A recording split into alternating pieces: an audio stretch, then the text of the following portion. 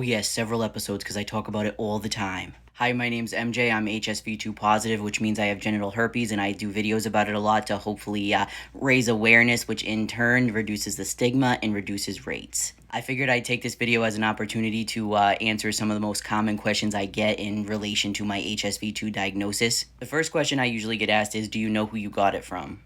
No, I'm not sure who I got it from. I have my suspicions, but I harbor no ill will at all. And people might find that weird, but 80% of people who have genital herpes show no symptoms at all. They have no idea that they have it. With those statistics, it's more likely that somebody didn't know that they were infected and then transmitted it to me. So I just feel like harboring resentment at this point is really unnecessary.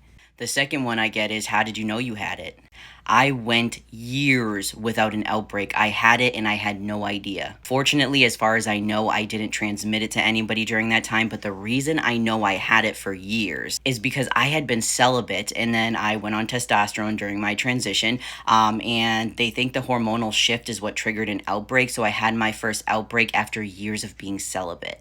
Another common question I get asked is, how does it affect your husband? Listen, I do have some boundaries, and I'm as surprised as you are, but I am not going into super detail about my husband and I's intimate life. What I can tell you is, just like everybody else, with anyone else I dated, I was very, very open about having HSV2, about having genital herpes. He knew what he was getting into, and at this point, it's kind of like he's accepted that it could be a reality, and I'm leaving it at that. The next one is not a question, but a common misconception. When I talk about how, after my diagnosis, I went back and literally alerted any partners that could have possibly been infected by me just in case, a lot of people are like, well, you had to do that legally. This bothers me because people think the justice system protects them way more than it does. The justice system does not give a fuck if you have genital herpes, my dude. I am sorry. Oh, not to the commenter. Well, yeah, if you're wondering. Anyways, when you get diagnosed with HSV2, there is a chance that you can pursue a civil suit, but the chances of proving that somebody specifically gave it to you,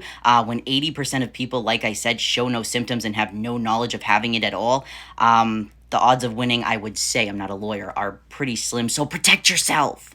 Not only that, but I think that kind of downplays how hard it is to go back and confront that many people, especially after transitioning and being like, hey, you want to get tested? I mean, I was shook.